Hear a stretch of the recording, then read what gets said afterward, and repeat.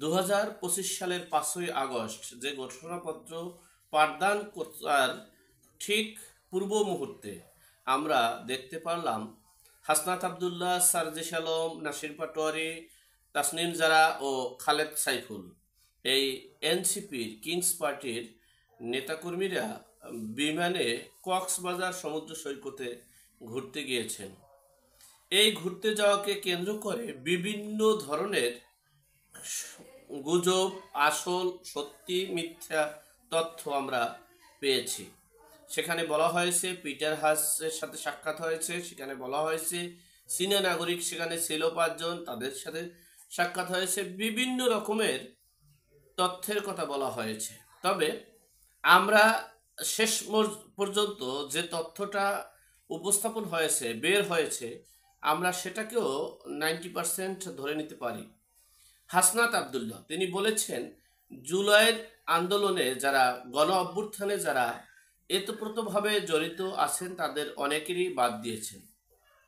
এরপরে তিনি বলেছেন যে জুলাই আন্দোলনে আমরা যারা অংশগ্রহণ করেছি, যারা শহীদ হয়েছে, যারা আহত আছেন, যারা এখনো রাজপথে আছি, আমাদের দাবি ছিল পরিবারতন্ত্র থেকে বেরিয়ে আমরা গণতন্ত্র প্রতিষ্ঠা করব। সেখানে এই অন্তর্বর্তীকালীন সরকার অর্থাৎ এই প্রধান উপদেষ্টা সহ বিভিন্ন রাজনৈতিক দলেরা তারা তাদের স্বার্থ হাসিল এবং এই অন্তর্বর্তীকালীন সরকারের উপদেষ্টারা সেফ এক্সিস্টের জন্য একটা মহলকে, একটা রাজনৈতিক দলকে সুবিধা দিয়ে দেওয়ার জন্যই এই ঘোষণাপত্র পাঠ করেছে। বিদেয়ী আমরা আমাদের আদর্শ, আমাদের যে নৈতিক দায়িত্ব, ব্যক্তিগতভাবে আমরা এই ঘোষণাপত্রের পাঠদানের অনুষ্ঠানকে বর্জন করলাম।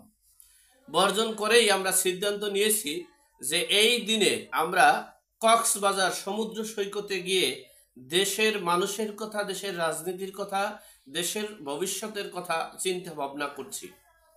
আসলে যে হাসনাত এবং সার্জিস যে বক্তব্যটা প্লেস করেছে, আমি এতে 95% আমি ব্যক্তিগতভাবে সমর্থন করি এবং এটা সত্য হতে পারে। কিন্তু তার পিছনে পিটার হাস, চীনা নাগরিক সহ বিভিন্ন ষড়যন্ত্র থাকতে পারে, সেটা ভিন্ন বিষয়।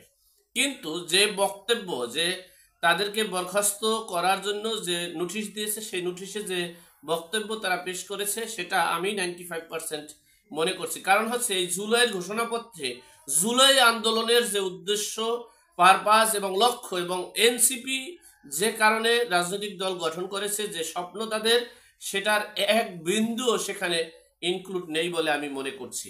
এখন এ পর্যন্ত ভালো থাকবেন, সুস্থ থাকবেন, নিরাপদে থাকবেন। দেখা হবে আগামী পর্বে।